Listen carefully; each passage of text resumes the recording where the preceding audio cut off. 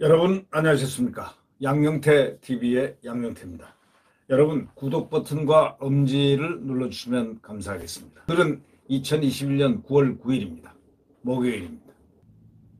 이 문재인 대통령이 기사가 하나 딱 나왔는데 문재인 대통령 기사가 딱 나왔습니다. 아침에 이게 뭔가 하고 딱 보니까 퇴임 후에 매달 1,390만 원을 매달 받는다는 겁니다. 연금을 매달 받는다는 겁니다. 그래서 대통령 연금 받는 거 당연하죠.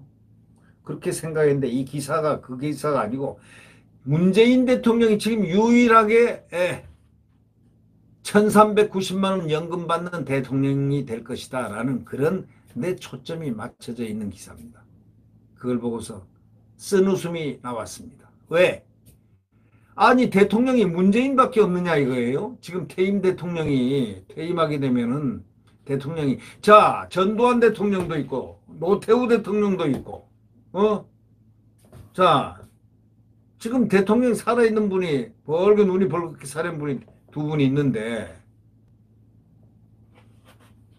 이분들은 또 왜 연금을 못 받지?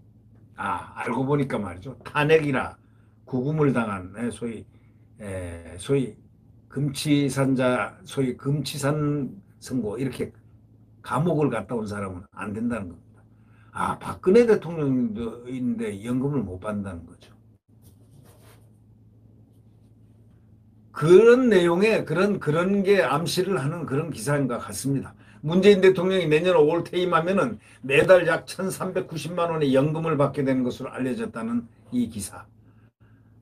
국민의힘 의원이 공개한 소위 이영이라는 국민의힘 의원이 공개한 행안부 2022년도 예산안 및 기금 운용 계획안 사업 설명 자료를 보면 문 대통령은 퇴임 후에 연간 약 1억 6,690만 원의 연금을 받게 된다는 겁니다.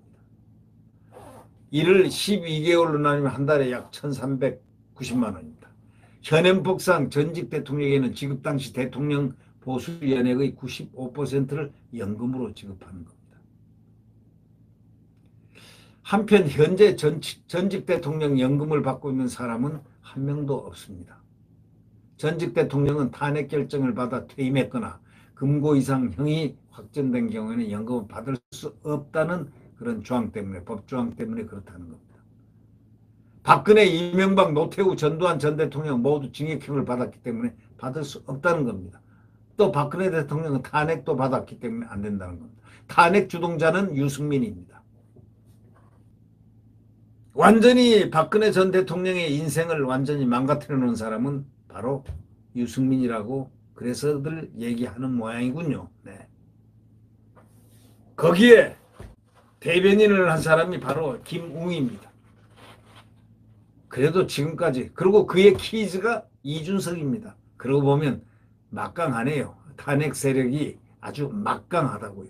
네. 탄핵 주동 세력이 상당히 막강한 지금 포지션을 갖고 있다. 대선에 나와서 대통령을 지금 하려고 지금 레이스를 하고 있는 중인이 상당한 것 같습니다. 그들의 정말 숨어있는 히든 파워가 막강한 것 같습니다. 네. 김영삼 전 대통령의 배우자인 손명순 여사하고 노무현 전 대통령 배우자인 권양숙 여사 두 명은 유족연금을 받고 있다는 것입니다. 얼마인지는 안 나타나 있습니다. 그런데요. 정부는 또 이럽니다. 전직 대통령에게 연금 외에 예우 보조금, 비서실 활동비, 차량 지원비, 국외 여비, 해외여행 여비, 민간 진료비, 간병인 지원비 등도 지급하고 있다는 겁니다. 그런데 전직 대통령 했던 분들은 정치적인 소위 말해서 적폐청산이라는 미명 아래 이렇게 다 감옥을 간 분들은 어떻게 되는 겁니까? 예우를 해야 되는 거 아니겠습니까? 당연히 예우를 해야 되는 거 아닙니까? 대통령을 했으니까.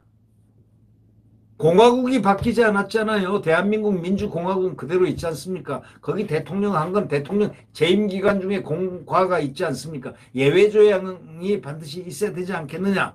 왜? 예를 들면 정치적인 목적으로 그 후 정권이, 다음 정권이 적폐청산이라는 이름으로 감옥을 보내면은 소위 정치재판을 만약에 받는 경우 같으면 어떻게 되겠습니까? 그러면 정치재판을 받았으면 그건 나중에 풀어야 되는 거 아니겠습니까? 그렇다면 뭐 연금 받을 수 있는 거 아니겠습니까? 뭐 하여튼 현행법은 그렇게 돼 있습니다. 못 받게 돼 있다는 것입니다.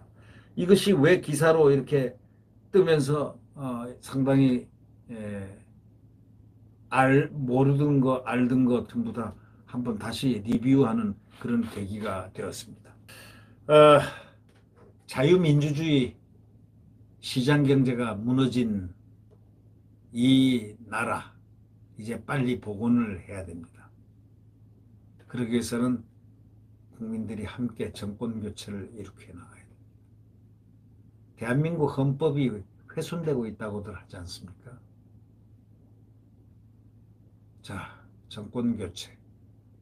국민 모두가 단일화를 거쳐 단일화된 그 후보를 반드시 차기 대통령으로 선임해야 될 것 같다는, 그렇지 않으면 우리 자유민주주의 대한민국이 언제 어떻게 될지 아무도 모르는 이런 위급한 상황이라는 이 현실을 국민들이 많이 인식을 해야 될 것 같다라는 생각을 해봅니다.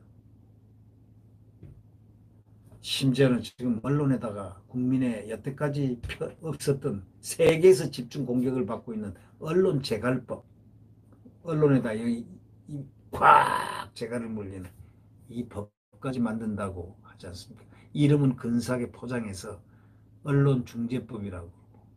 그러니까 지금 자기네들 편인 민변이고 어디고 전부 들고 일어났죠. 기자협회, 전 언론협회가 일어나 있고, 심지어는 학회까지요. 한국언론학회까지 발표를 한 바가 있습니다. 당장 없애라 이거예요. 그 법을 없애라. 원상 회복하라. 이런 얘기인데, 이 나라 정말 참 암담합니다. 지금 어떻게, 그러나 딱 희망은 있습니다. 내일 새벽 자유민주주의와 또 한미동맹의 굳건한 안보로 튼튼한 우리 대한민국은 반드시 그 헌법 수호가 될 것이며, 그 헌법 수호의 아래서 대한민국은 번성할 그 새벽의 태양이 떠오를 것입니다. 네, 여러분 안녕히 계십시오.